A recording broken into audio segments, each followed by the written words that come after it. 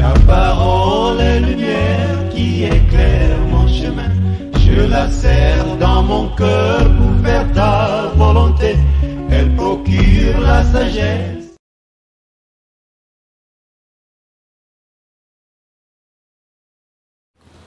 Shalom, shalom, shalom, mes frères et sœurs dans le Seigneur Jésus-Christ. Que le Tout-Puissant, mon Dieu, vous bénisse.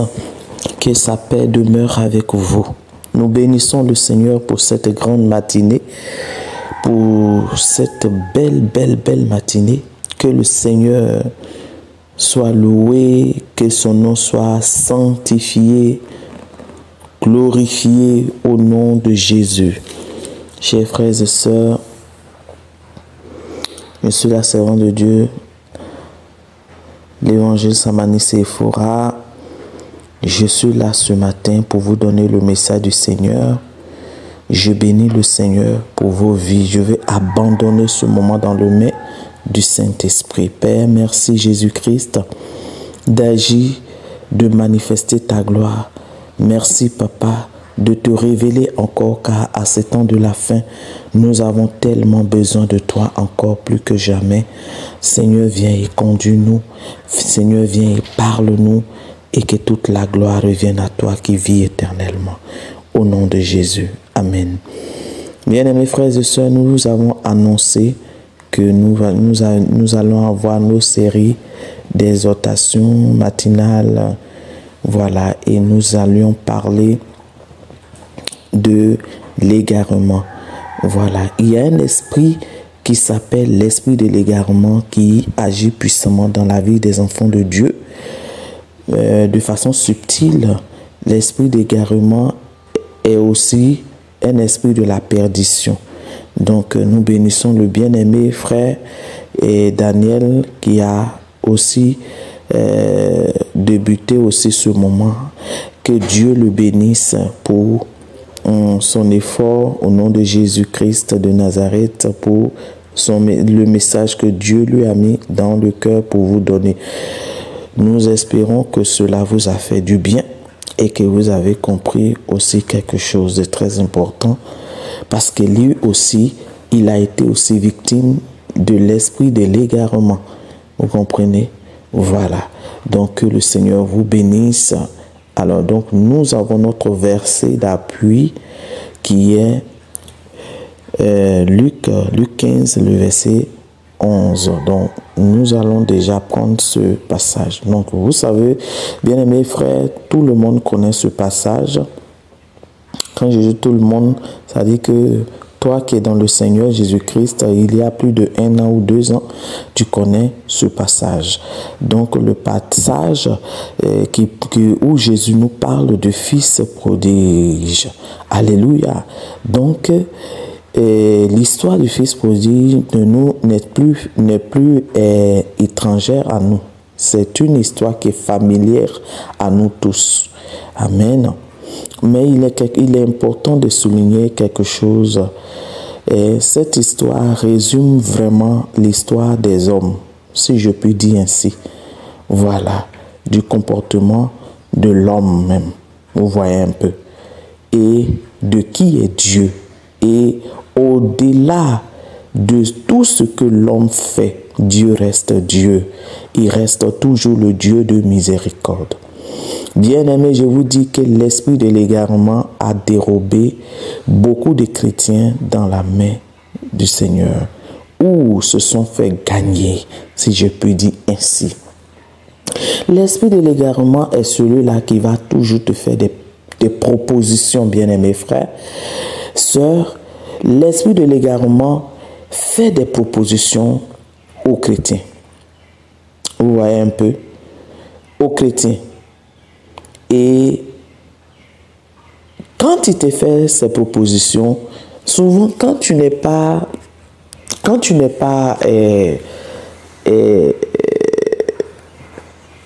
très disposé, tu vas même penser que c'est Dieu qui t'a parlé. Bien-aimés frères et sœurs, l'esprit de l'égarement fait cela. Alors nous voyons l'histoire de ce fils qui dit à son père, Père, donne-moi la part de mon héritage. Ce jeune homme demande à son papa de lui donner la part de son héritage. Donc l'histoire nous dit, vous pouvez le lire, hein? Donc l'histoire nous dit, un monsieur qui avait ses 2 fils, le plus jeune demande à son père, Père, donne-moi la part de mon héritage. Le papa ne voit pas d'inconvénient. On va dire quoi? Il partage l'héritage et comment on appelle ça? Le fils prend son héritage et il s'en va faire valoir. Donc, il vend tout ce qui lui a été donné. Et bien aimé frère, il prend cet argent et il part à la ville pour aller fructifier cet argent. Vous voyez un peu? Et arrivé à la ville, beaucoup de choses commencent à briller dans ses yeux. Beaucoup de choses commencent à briller. Il voit que, wow, les belles femmes existent. Alléluia. Les belles maisons, les belles choses existent. Les bons vêtements existent, les beaux chaussures existent. Une belle allure fière existe. Alléluia. Il commence à goûter toutes choses de friandises, toutes friandises qu'il voit là-bas. Bien-aimé, l'esprit de l'égarement a commencé à parler à ce monsieur. Mais le démon de l'égarement avait commencé déjà à parler à son cœur depuis le jour qu'il a demandé à son père de lui donner la part de son héritage. Lui aussi, il pensait qu'il avait les bonnes pensées. Lui aussi, il pensait qu'il allait réaliser quelque chose de bon. Lui aussi, il pensait que cette idée qu'il avait eue là, ça venait sûrement de Dieu. Bien-aimé, cet homme prend son argent et il va. Et l'esprit de l'égarement le perd. Il se perd complètement. Car souvenez-vous ou rappelez-vous que cet esprit-là, il est un démon de vol. Il vole. Amen. Il peut te voler ta paix. Il peut te voler ta joie. Il peut te voler ta liberté. Vous voyez un peu. Donc, bien-aimés, nous sommes là pour vous dire que la vie chrétienne que nous sommes en train de vivre n'est pas facile. Il faut bien la vivre. Ça veut dire qu'il faut faire attention à ce que nous faisons. L'esprit de l'égarement peut mettre une pensée dans ton cœur. Comme par exemple, tu vois, il faut faire un projet. Oui, c'est vrai. Tu dois faire un projet. Bon, écoute, quelqu'un t'a dit qu'il y a une tontine de 2 millions. Hein? Chaque mois, vous donnez 100 000, 100 000, 100 000. Et chacun empoche telle somme. Peut-être ça fait 2 millions. Et non, chaque mois, non. Franchement, les 2 millions là, c'est une bonne chose. Alors, l'esprit de la perdition d'égarement va te dire, ah, il faut t'affilier à cela. Ça c'est bon. Hein? Le collègue là, il a dit qu'on va faire tontine là. C'est bon. Hein? Il faut te mettre dedans. 2 millions là, tu peux faire quelque chose de bon avec ça. Alléluia. Bien-aimé, tu vas te mettre dedans.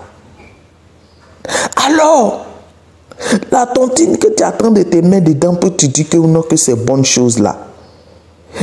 Donc là, quand le démon de l'égarement commence à souffler ces pensées-là dans ton cœur, tu vas commencer à dire, hey, ça là, c'est Dieu qui me met ça en cœur, sûrement. Hein. Ah, non, ça là, sûrement c'est le Seigneur. C'est le Seigneur qui m'a mis à cœur. Amen. L'esprit de l'égarement met très souvent des choses à cœur. C'est pourquoi le fils prodigue aussi avait eu aussi à cœur que le père doit lui donner la part de son héritage pour qu'il fructifie. Et très souvent, si tu ne fais pas attention, tu vas penser que la séduction, les pensées séductrices de cet esprit-là vient de Dieu. C'est pourquoi, bien aimé, en un mot, je peux vous dire aussi de savoir comment Dieu vous parle. De savoir comment Dieu te parle. C'est très important de savoir comment Dieu te parle.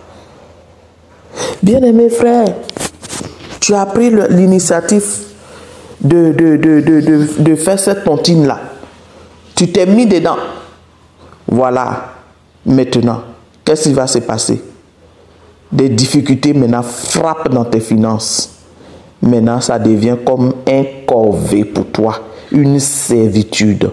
Chaque mois, tu dois donner les 100 000 francs des gens. Et tu souffres maintenant. Tu es obligé de prendre crédit et aller payer ça. Alléluia. Jusqu'à ce que tu finisses de rembourser aussi l'argent des gens. Alléluia. Regardez, bien-aimés, ce que l'esprit de l'égarement fait. Regardez comment est-ce que ça se passe. Amen. L'esprit de l'égarement peut souffler des pensées qui semblent très jolies, très bonnes, des projets même. Amen. Il y a des gens, il y a des frères et sœurs qui n'ont pas été prudents et ce démon a séduit. Bien-aimé, il y a beaucoup de dégâts que cet esprit fait dans la vie des enfants de Dieu. Des bien-aimées sœurs que Dieu a averti sur la personne qu'il était en train de marcher avec lui. Lui dit que cette personne que tu es en train de marcher avec lui, ça doit être quelqu'un que tu dois faire attention à lui. Il n'est pas trop sûr. Il n'est pas quelqu'un de bien. Le Saint-Esprit va venir parler. Mais l'esprit mauvais de l'égarement va te dire, ce qui est sûr, c'est un frère. Ce qui est sûr, tu seras sur ton qui-vive. Tu dis qu'il faut partir chez moi pour les sœurs. Pour les sœurs qui sont en amitié, en fiançailles là. Non, moi je reste prudente. Il m'a dit de partir préparer juste pour lui. Sinon, il n'y a rien. Et maintenant, qu'est-ce qui se passe? Tu t'en vas tomber dans le péché. Le démon de l'égarement t'a dit, tu peux être bien sur ton... tu peux être prudent. Tu peux être prudent. Tu peux contrôler ton corps ou ton cœur. D'autres sœurs sont tombés, d'autres frères sont tombés. Bien-aimés, faisons attention. Qu'est-ce que c'est l'esprit de l'égarement? Il est un esprit séducteur qui séduit très souvent les pensées des enfants de Dieu, qui donne même des projets irréfutables. C'est des projets que tu dis non, ça c'est Dieu qui m'a donné cette pensée. Bien-aimés, par l'aide du Saint-Esprit, nous pouvons discerner les mensonges de cet esprit. Des chrétiens ont perdu leur salut à cause des propositions qui semblaient tellement vraies et nous avons pensé que cela venait de Dieu. Et pourtant, cela ne venait pas de Dieu. Et des personnes sont tombées. Même la mort les a gagnés. Bien-aimés, il faut faire très attention. Il faut faire très attention. Le démon de la perdition a perdu beaucoup de personnes. Surtout avec des propositions. Surtout les propositions. Amen. C'est alors qu'un jour, j'étais en train de prier. Pendant que je priais, cet esprit me lance des pensées. C'est-à-dire que une pensée me vient comme ça en disant que regarde, ton visage là, c'est devenu trop vilain. Oh, toi, tu faisais des produits avant. Tu fabriquais des pommades autrefois. Il faut essayer de juste aller à la pharmacie, tu prends une petite crème et puis tu mets dans un produit de bébé et puis tu appliques sur toi. Ce n'est pas mauvais.